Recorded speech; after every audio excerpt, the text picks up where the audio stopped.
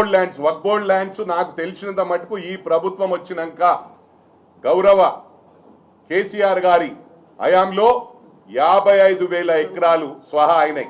అదే కాకుండా అసైన్మెంట్ భూములు, దానికి బెనాముల పేర్ల మీద పాస్బుక్లు ఇప్పించిండ్రు. ఇవన్నీ విత్ ఎవిడెన్స్ ఉన్నాయి. ఇవన్నిటిని కూడా వదిలే ప్రసక్తి లేదు. రోజుకొకరు చొప్పున జైలుకు పోవడం ఖాయం. నాకు విత్ ఎవిడెన్స్ ఉన్నాయి. పత్రికా సోదరులు వచ్చిండ్రు, చాలా మంది నా దగ్గరికి, ఎలక్ట్రానిక్ మీడియా సోదరులు వచ్చిండ్రు, ప్రజలు వచ్చిండ్రు, వచ్చి చెప్పడం జరిగింది. ఈ దొరవారి దగ్గరికి పోయి ఏదైనా డొనేషన్ తక్కువ చేయి, కేటీఆర్ గారు చెప్పిండ్రు, హరీష్ చెప్పిండంటే పుణ్యానికి వచ్చినా పుక్కటికి వచ్చినా డబ్బులు ఇస్తే మేము పదవి ఇచ్చిర్రు, నాకు 100 కోట్లు ఖర్చు పెట్టినా ఇంకా మళ్ళీ ఇప్పుడు కూడా డొనేషన్ లేకుండా నేను ఇవ్వాలనా, సమస్య లేదని చెప్పడం. మరి పత్రికా సోదరులు కూడా దానికి ఉదాహరణ చెప్పిన వాళ్ళు కూడా ఇక్కడ ఉన్నారని చెప్పి ఈ సందర్భంగా తెలియజేస్తా ఉన్నా. ఇది వాస్తవాలు మాట్లాడుతున్న, అవాస్తవాలు కాదు. హాస్పిటల్